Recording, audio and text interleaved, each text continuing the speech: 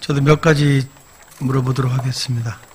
아까 어제 제주시 행정사무감에서 우리 안동우 시장님께 제주시에 대한 행정구역 조정에 대해서 그거에 대해서 의견을 물었을 때 답변을 그렇게 하셨습니다. 50만 특례시를 인정받지 못하는 조건에서 주민 서비스 차원에서 제주시를 2개시 아니면 2개시 이상으로 분류하는 것에 대해서 어떻게 생각하느냐, 그런 부분들을 이제 공감을 해 주셨는데, 예를 들어 가지고 서귀포시 입장에서는 서귀포시는 어떻습니까? 지금 예를 들어 가지고 행정체제 개편위원회에서는 이 4개로 권역을 나눴지 않습니까? 근데 그런 속에서의 이런 도민 정서라든가 이런저런 복합된 부분이 있어 가지고 그때도 그런 부분들이 오히려 김 빼져버렸던 경우들이 발생했는데, 서귀포 같은 경우에는 지금 시장님께서는 어떤 생각을 갖고 계십니까? 행정체제 개편 구역 발표한 이후에 전임 시장님이나 저나 마찬가지 일관되게 저희는 제주시 서귀포 동서로 나누는 것은 불합리하다. 지역 여건상 또 전통적인 삶상 안 좋다. 저희는 서귀포 그대로 두고 제주시를 2개로 나누는 게 더 효율적이지 않느냐, 그런 의견을 이제까지 초지일관 그런 의견을 개진해 왔습니다. 예, 저희들도 그렇게 생각합니다. 이 앞으로 서귀포시가 어떻게 인구들이 늘어날지 모르겠지만 제가 알기로는 인구 유입들이 점점 줄어들고 있고, 또 저희도 같은 경우, 특히 서귀포시 같은 경우에는 이 고령화 사회로 진입하면서 나름대로 여러 가지 애로사항들이 향후에 벌어질 그런 부분들이기 때문에 너무 잘게 서귀포시 차원을 구분한다라는 것은 앞으로 미래를 내다봤을 때 좀 신중히 고민해야 되지 않겠는가, 그런 생각을 해봅니다. 그리고 아까 973억이 거리 제주형 유들에 선정됐다고 하지 않았습니까? 그러면 도에서는 그거에 대한 예산들은 어떻게 얘기하는 겁니까? 예산이 있어야 이거 공모사업에 2021년도 공모사업에 참여할 거 아니고, 예산 계획들에 대해서는 시에게 무슨 말씀들을 하셨습니까?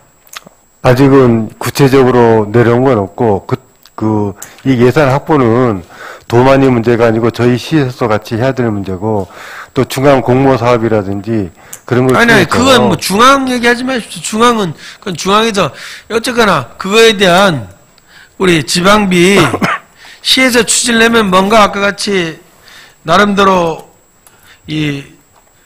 수고하셔가지고 973억 정도의 선정 사업이 선정되지 않았습니까? 그러면 거기에서 지방비 부담이 얼마인지 480억 정도니까 480억을 도에서는 어떻게 책임져 주려고 하는지, 그럼 이게 2021년도 예산에 반영되는 건지, 그러지 않으면 다 뚱구름 잡다가 돈이 있어야 모든 일들을 하는 거기 때문에 거기에서 이제 우리 시장님의 이 계획들을 말씀해 주시라, 이런 거죠. 아까 같이 지방비 470몇 억이라고 했습니까? 그거에 480억 지방비가 필요한데, 예.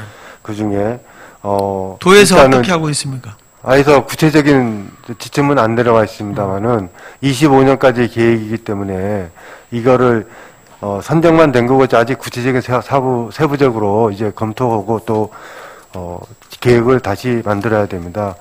그렇게 해가지고 연도별로 구분하면은 480억 정도요. 25년까지 충분하리라고 생각을 합니다.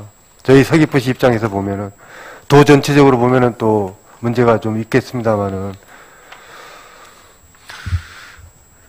지금은 도에서는 지방 재정에 대해서 어렵다고 계속 하고 있기 때문에 이제 그러한 재정 뉴딜 사업들이 실질적으로 집행이 되려면은 어쨌거나 시장님께서 많은 관심을 쏟아야 될 거라고 봅니다. 문종태 의원님이 그전에도 말씀했지만 어쨌거나 빠른 시기에 대통령 출마 선언들을 하고 예비후보로 이제 당내 경선을 하고 출장이든 뭐든 고민거리가 가장 안타까운 게 도지사한테는 애민정신이 없습니다. 도민을 사랑하는 마음들이 있는 속에서 모든 사업들을 고민했을 때는 설사 현안들이 다 어려움들도 많이 있겠죠. 사람인지라 또 그리고 제주도 열심히 한다고 하지만 모든 행정 근데 그런 부분들이 일상에서 느끼는 감정들은 좀 찾아보기가 어렵다. 그런 것들 아쉬운 부분들을 말씀하시기 때문에 이 제주시장님 그리고 서귀포시장님 양 시장님들이 향후 어깨가 되게 무겁다. 행정에 대한 연속성 그리고 행정에 대한 신뢰도 모든 정책들을 어쨌거나 도에서 추진한다고 하지만 행정 서비스를 받는 실질적인 당사자들은 양시에 있는 지역 주민들 아니겠습니까? 그런 부분들을 명심하셔서 좀 더 성실하게 일러주시길 부탁드리고 또 하나 혹시 김태엽 시장님이 부시장님 되나고 혹시 전임 시장 당시 인조단지 공사 추진에 있어 한 업체만 선정되고 있다는 세간의 의혹 제기에 대해서 들어본 적 있습니까? 저희들한테 들어올 정도면 우리 부시장님 되나고 하니까 들어봤어 없습니까? 기억이 안 납니다. 제가 들은 것 같지는 않습니다. 이런 의혹들이 모두 사실일 거라고는 생각하지는 않습니다. 근데 그럼에도 불구하고 자료를 받아본 결과에 왜 그러한 얘기들이 떠돌았는지는 일정 부분 이해가 되는 측면이 있습니다. 인조잔디 조성 공사에서 전 시장님 취임 이후 조성재료인 인조잔디를 매입한 사건이 한 11건 되거든요. 근데 업체별로 건수를 재산출해보면 하나의 특정 업체가 수주한 건수가 5건으로 45.6%, 금액으로는 52.4%를 차지하고 있습니다. 전체 공사가 11건, 공사 금액 61억 원 정도, 특정 업체 선정이 5개, 32억 정도 이렇게 차지하고 있습니다. 그런데 같은 시기 제주시에 비교해보면 제주시도 한 11건이 공사가 있으나 동일 인조잔디 업체가 공사한 건수는 한두 건에 불과하거든요. 또 이와 함께 이 시장이 퇴임한 2020년 6월 30일 이후 시작되는 인조잔디 공사에 필요한 인조잔디 재료를 퇴임 전인 6월 22일 매입 계약 함으로써 일부러 공사 시작 전에 인조잔디 재료만 앞당겨서 구매했다는 의혹도 제기되고 있는 상황입니다.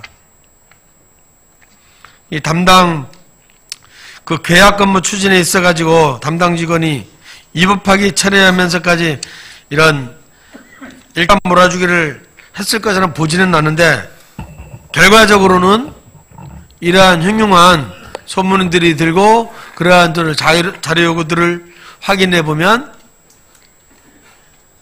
위법한 소지는 없다고 하지만 도민들이라든가 업체 간 경쟁 속에서는 충분한 오해가 있기 때문에 앞으로 향후 시장님께서 그런 부분들까지 다시 한번 깊게 들여 살펴가지고 그러한 이 재발 방지를 하지 않도록 특별히 예를 들어 가지고 제주도의 제품이라든가 아니면 사회적 약자라든가 이런 속에서 모든 제품 했을 때는 그런 건 오히려 더 잘한 거라고 보고 있죠. 근데 모든 이 상품들이 그런 제품들이 다양한 제품들이 있고 다 나름대로 조건을 갖춰줬을 때 그런 것들에 대해서 조달 구매를 해가지고 전체적인 비율들이 한쪽에 몰아지면 충분한 오해가 생기기 때문에 그런 것들에 대한 재발 방지를 위한 좀 대책을 마련해가지고 나중에 우리 의회에 좀 보고해 주시기 바랍니다. 제가 좀 답변이 좀 필요한 것 같습니다. 네, 답변 충분히 하십시오. 저희들이 인조잔디만 아니고 다른 것도 마찬가지입니다만은 일단 조달 구매할 때는 조달청에 등록된 업체 중에서 단가가 차이가 많이 납니다.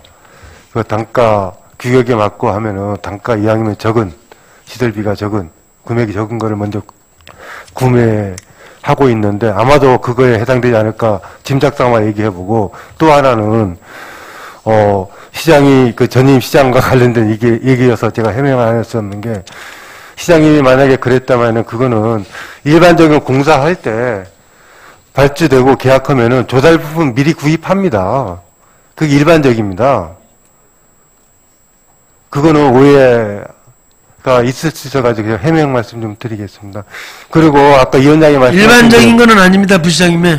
아니, 시장님. 일반적이지 않습니다. 대부분, 이 데이터들을 보면 네. 여기에서 이 계약일들을 보면은 아까 같이 일반적으로 하면 아까 같이 사전에 제품을 선정하고 이제 추진하는 게 일반적이지는 않습니다. 오히려 더 일반적이지 않습니다. 이 설계 공사 기간 정해지면 그 속에서 해나가면서 아까 같이 최종적으로 제품들을 인조잔디를 하면은 기반 시설 다음에 제품을 선정하는 거기 때문에 처음부터 이 인조잔디가 들어있지 않습니다. 모든 거를 운동장을 만들려면 기반 시설을 만들고 배수를 만들고 공구리를 치고 그런 이후에 최종적으로 제품을 넣는 과정들을 하기 때문에 그거는 제품을 사전에 할 수도 있지만 사후에 하는 것이지 먼저 기반 시설 만들지도 않았는데 재료만 상품만 정하지 않습니다. 그리고 아까 같이 제주시 사례들을 봤을 때 그런 경우들도 잘 없고 특히 저희들도 지역에서 이 비위생 쓰레기 매립장이 미르네공원 축구장이 있었을 때 우리가 했을 때도 다양한 제품들을 제주시 청정환경국에서 해가지고 선정위원회를 구성해가지고 제품들 하나하나 보면서 그러기 때문에 이런 최종적으로 어떠한 제품 선정이 돼가지고 한쪽에 제주시 같은 쏠리는 현상이 없습니다. 그러기 때문에 그게 설사 법을 잘 지켰다라고 할지라도 그거에 대해서 선정 건수들이 많아다 보면 아까도 말씀하지 않았습니까?